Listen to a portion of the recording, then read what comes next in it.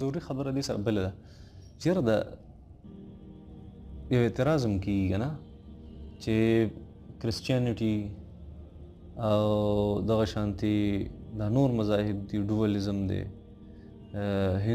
هندویزم دی سکیزم دی دا څونه مذاهب چې دي که نه سکیزم خو نه خیر دا نور مذاهب نو دا قدیم ترین دي اسلام اوس 1400 سال مخکینی دی دا یو ښه اعتراض دی نو ولې موږ دغه زاړه مذاهب پرېږدو دین اسلام والو نه داسې نه ده دا غلطه خبره ده چې د ټول نه قدیم ترین اولډسټ چې کوم مذهب دی هغه اسلام دی اسلام شروع شوی د کله نه دا چې انسان ته کله پته ولګي که نه بیا به د هر څیز به ورته اسان شي چې اعتراضات یا ختمیږي په دې تاریخ اسلامي تا ته ما ووي که نه چې خبره منلو ته اسلام دا د کومې زمانې نه شروع شوي خبره منل آدم علیه السلام الله پیدا کو او فرشتو ته څه سجده ورته وکړي داسې وه هغې خبره ومنله دا اسلام و ځکه اسلام وایي خبره منل ته او شیطان او نه منله نو هغه د اسلام نه بهر شو نو شو کافر شو اسلام چې خارج شو بس کافر او چا ومنو هغې ته څه وایي فرشتې په اسلام کې پاتې شوې شیطان وته بیا د هغې نه پس دا خیر دا غځې معامله وه ګوره تاریخ ته ګوره د اسلام بیا آدم علیه السلام پیدا کړو الله حوا علیه السلام چې د هغې کومه بیبي وه هغې ته پیدا کړه بیا په جنت کې ګرځېده الله جل شانو ته وفرمیل ګرځئ مزې کوئ فکلا منها رغدا حیث شئتما د کوم ځای نه خورئ حکم یې ورته وکړو خو یو خبره یې ورته وکړه ولا تقربا هذه الشجره دې بوټي ته مه نږدې کېږي نو اوس ګوره الله جل شانو دواړه حکمونه دي ورته وایي ګرځئ او مزې کوئ یو دا حکم شو یو بل حکم ورته کوي چې منع کوي چې دې څیز له به نه راځي نو د هغه ورځې نه د اسلام تصور دا شو چې بعضې کارونه د هغې حکم کوي الله او د بعضې نه منع کول کوي نو اوس د بعضې نه منع کېدل او بعضې کارونه کول دې ته اسلام دا تاریخ اسلام د هغې ځای نه شروع شوی د خبرې د منلو دا تصور نه د هغې ځای نه شروع شوی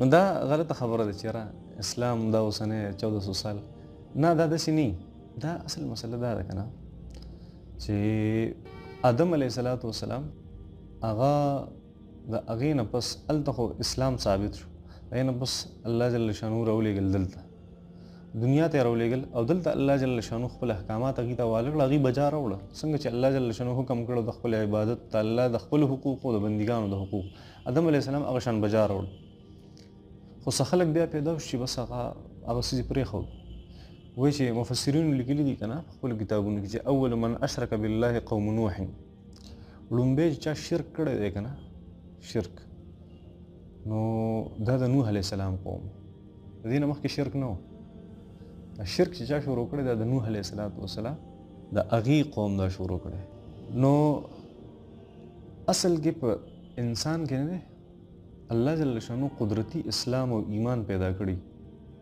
الله جل شانو انسان پیدا کوي داسې لکه نبی علیه السلام فرمایي کل مولود یولد علی فطرة الاسلام هر ماشوم چې پیدا کېږي دا په دین اسلام په فطرت باندې پیدا کېږي خو بیا وروسته څه چلو شي فابواه یهودانه ویمجسانه وینصرانه بیا مور او پلار او ماحول یې څه کړي هغه ته یا یهودي جوړ کړي یا عیسایي جوړ کړي یا مجوسي جوړ کړي هر ماشوم چې پیدا کېږي دا د دین اسلام په فطرت باندې پیدا کېږي یاد ساته دا یو خبره پکې ضروري ده نوح علیه السلام قوم شرک وکړو نه الله جل شانو ګوره په تاریخ کې داسې نشته چې الله جل شانو چېرته کافرو ته څه رالیږلي پیغمبر رالیږلي داسې نشته بلکې الله جل شانو چې هر کله پیغمبر رالیږي که نه نو هغې قوم ته رالیږي چې خپل اصل تعلیم یې هېر کړی سوچ وکړه الله جل شانو قرآن کې فرمایي کان الناس امة واحده ټول خلک په لا اله الا الله باندې په شروع کې اوس خلک راله او هغې شرک شروع کړه او چا څه شروع کړه چا څه نو ما به چې کله به دي دا نقصانات به پکې شروع شو نو ما به ته یو پیغمبر راولېږو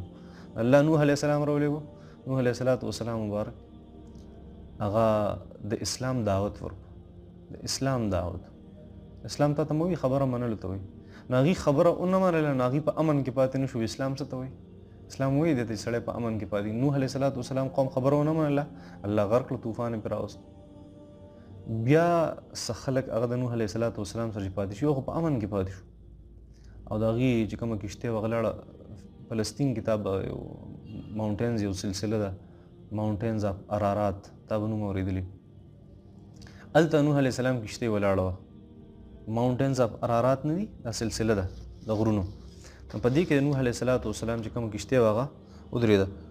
او بیا نوح علیه السلام د یو څو کسانو سره هغه د هغه ځای نه راکوز شو او الله جل شانه ورته وفرمیل ګوره هغه کسان چې خبره یې منلې وه هغه نوح علیه السلام سره کشتۍ کې بچ شو، په امن کې پاتې شو.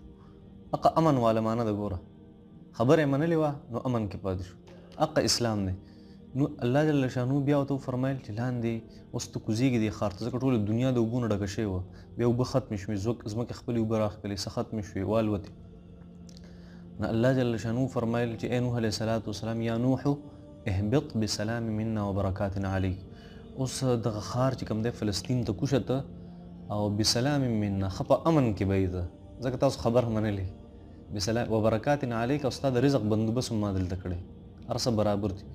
نوح علیه السلام مبارک هغه هلته کوز شو او هغه کسان بچ شو د هغې نه. الله جل شانه د نوح علیه السلام چې کوم بچي هغه سره پاتې شي د هغې نه خبره یې منلې وه.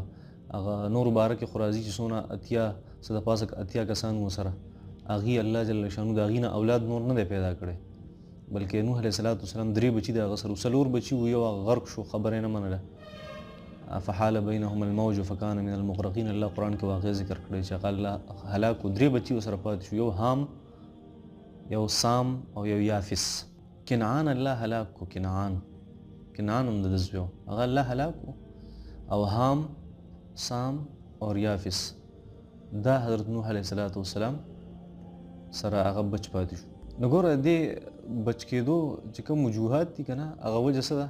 اسلام دی چې دې خبره ومنله. بس داسې وه. اوس د هغې نه پس قوم وګوره، نوح علیه السلام سره هغه کسانو نه چې کوم د هغې د بچو نه نسل خور شو، هغه بلکل مسلمانان اوسئ وو. څه ورځې تېرېدې چې هغې بیا خپل تعلیمات هیر کړه. الله جل شانه بیا بل پیغمبر راولېږو، حضرت هود علیه السلام. چا خبره منلې وه د هود علیه السلام هغه په امن کې پاتې شو، او چا چې خبره نه وه منلې هغه الله هلاک کړه، کافر و. بیا د هغې نه پس چې کم امن کې پاتې شو بیا مسلمانان وو. 100 ورځې تېرې شوې هغې کې بیا غلط خلک پیدا شول، بیا الله بل پیغمبر راولېږو صالح علیه السلام. دغه شان چې دا کله پیغمبران راغلي دا هغې قوم ته راغلي کوم چې اصلا مسلمانان وو، اصلا مسلمانان خو خپل تعلیمات یې هیر کړه. دې تعلیماتو د هیرولو الله جل شانو څه وکړو؟ بندوبست وکړو. الله جل شانو وختاً فوختاً اوس انبیاء کرام راولېږل. نو دې ټولو پیغمبرانو چې دعوت ورکړی دی که نه، د څه دعوت یې ورکړی دی؟ اسلام دعوت یې ورکړی چې اسلام څه شی دی؟ خبره منل. تاسو خبره ومنئ بس د الله جل چې الله څه ویل بس ما منلې ده. نو الله جل شانو نبي علیه السلام ته فرمایي چې دا خلک تا ته دا وایي چې مونږ ایمان راوړی، ته ورته وایه چې دې خبرو ته ضرورت نشته چې ایمان مو راوړی، ولیکن قولو اسلمنا، تاسو داسې ووایه چې بس مونږ خبره تسلیم کړې او منو چې ته څه وایې مونږ منو. دې ته الله جل شانو فرمایي اسلام.